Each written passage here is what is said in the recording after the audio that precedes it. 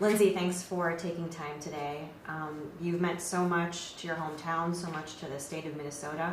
What is it going to be like to walk off that home court for the last time? I don't know. It'll be a little bittersweet, just knowing. Well, hopefully it's not our last time because it's the end of the regular season. But hopefully we're back there. But I understand what you're saying, and it'll be bittersweet. I think just there's been so many years, so many great moments that it really it'll be. I don't know. Hopefully everyone will look back on the years and see how much fun we've had and the different things we've been able to accomplish, and we've done it, being it's at home with the fans. It's been really special just to have been able to done most of those things in my career at home. So I think it'll be a fun day. Recently Coach Reeve was getting emotional talking about the end of your career and you going into your retirement life. I don't know if you want to call it retirement because you're going to be coaching at the U, but was it important to you to kind of keep it light in that press conference, or did you feel the emotions bubbling up yourself? Yeah, no, I mean, for me that day it was, I definitely, that's just how I am, I guess, for the most part. I wanted to just kind of, thank some people, remind everybody of the good stuff and the good times that we've had, and just to send out a message to all, the young girls who are growing up that this is all possible if you really work hard, so I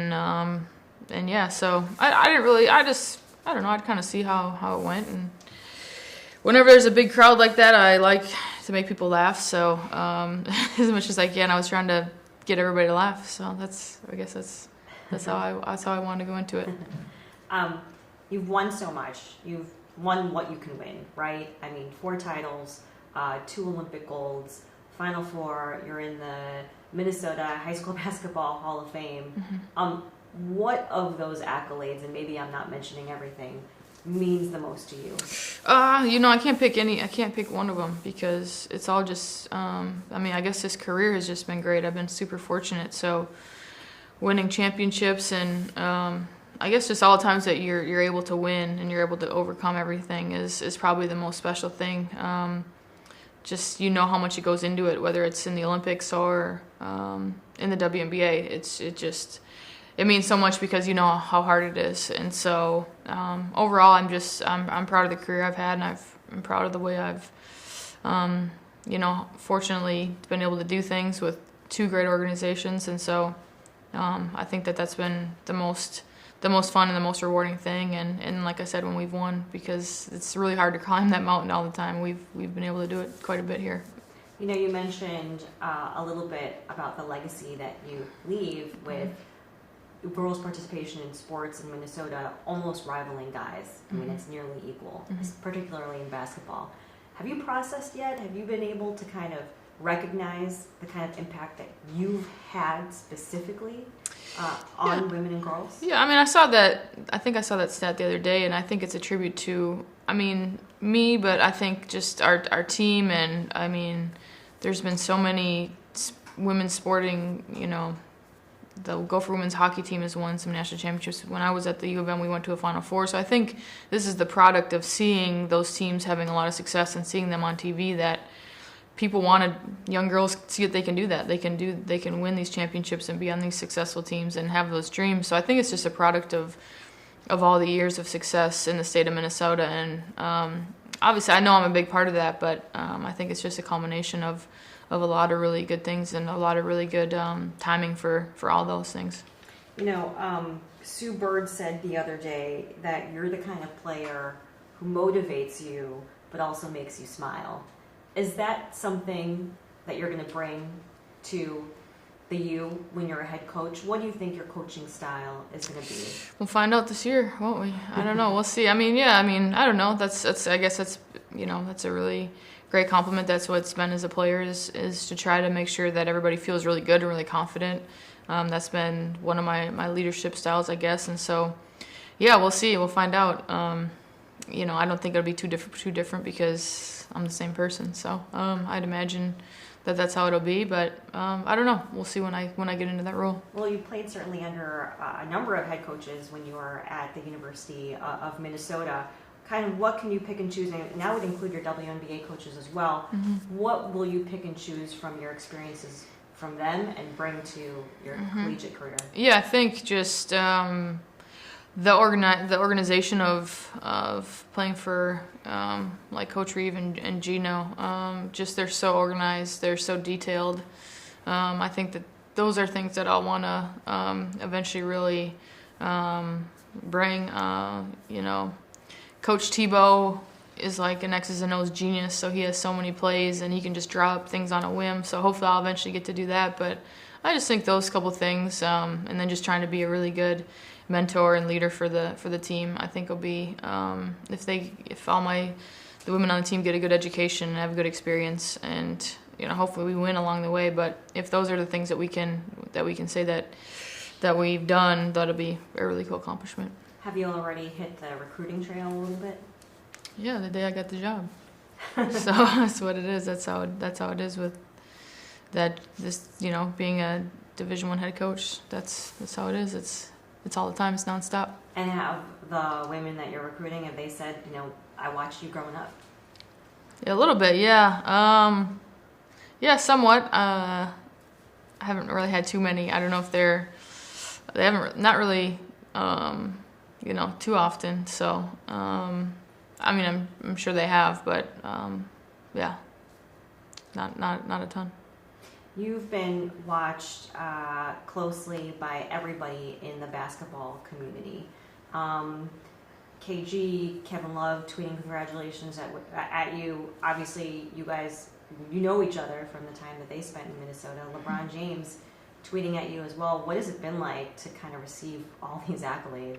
Yeah, it's been great. I mean, it's a little overwhelming, but when you I don't know, you just kind of, it's been fun to watch those guys in their careers. So seeing them acknowledged and recognized is definitely cool. They're some guys that are at the top of their game, so it's definitely pretty cool. Was your phone just lighting up all day the day that the retirement announcement came out? Yeah, it was. It was a lot. It was obviously a busy day. It's been a busy week, so yeah, it was.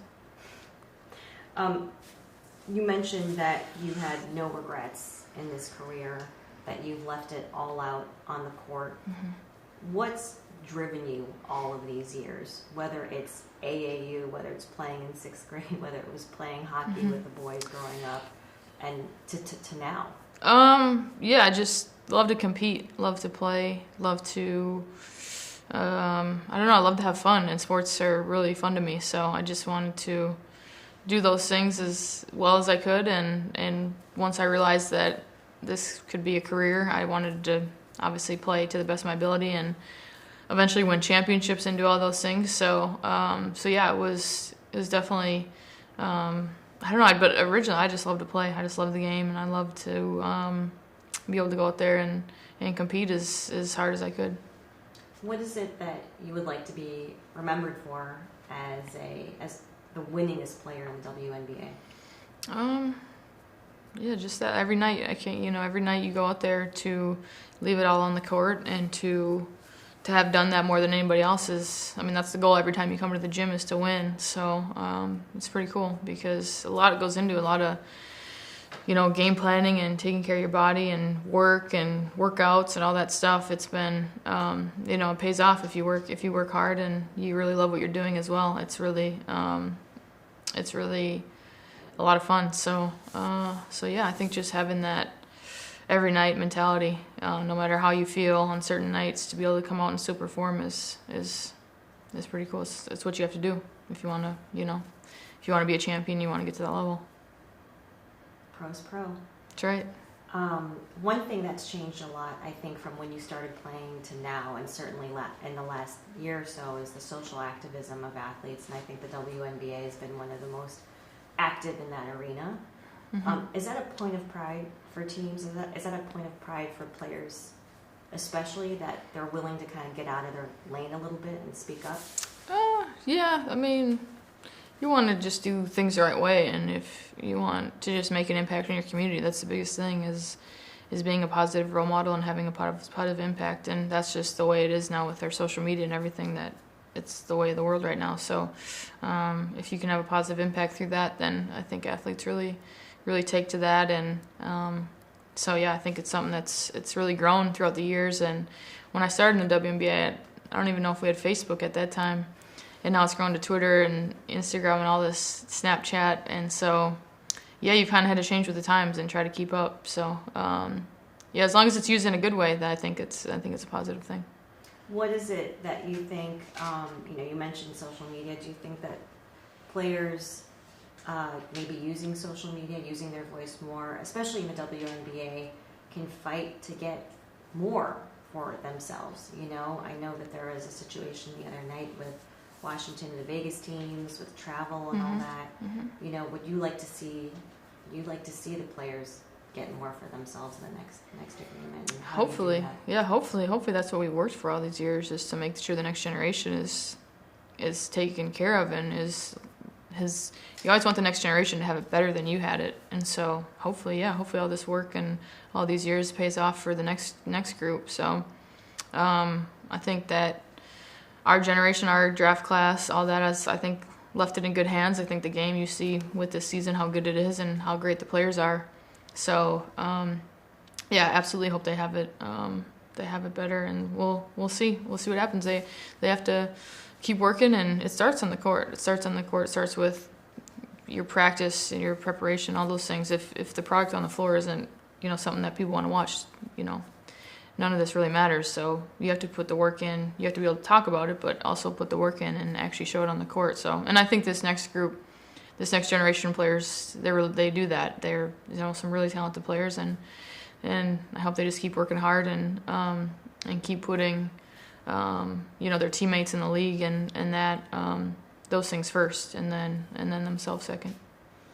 And finally, you're someone who has a lot of postseason experience. As someone who is entering their final postseason, does it feel any different? And will you do anything different when this playoffs start? Well, it's different for us this year because we don't have one of the number 1 or 2 seeds, which we've had throughout all these runs. So that'll be different.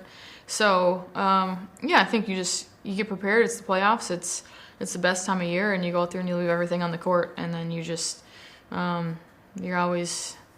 If you do that, you'll be able to be, you might not always like it if you don't win, but the years that you leave it all on the floor no matter what, those are the years that you really feel proud about. So we've had a lot of those years, and I expect the same for this year, is leave it out there and see what we can do in this run.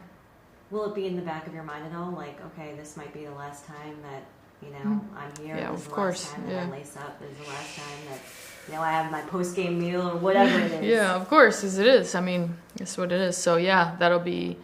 But I mean, just go out there. It's another game. But yeah, you'll think about it, of course. I mean, this is my last regular season road trip, so you could do that the whole way through. But yeah, it'll be something that I'll think about. Won't focus on it, but it'll be in the back of my mind for sure. And just because I'm sure people will be wondering at home. You've had so many amazing experiences, both here in this country, but also playing abroad, playing the Olympics. Is there one memory that you just love, one memory that you just cherish, that you go back to sometimes when you are feeling down, that just brings you up like that?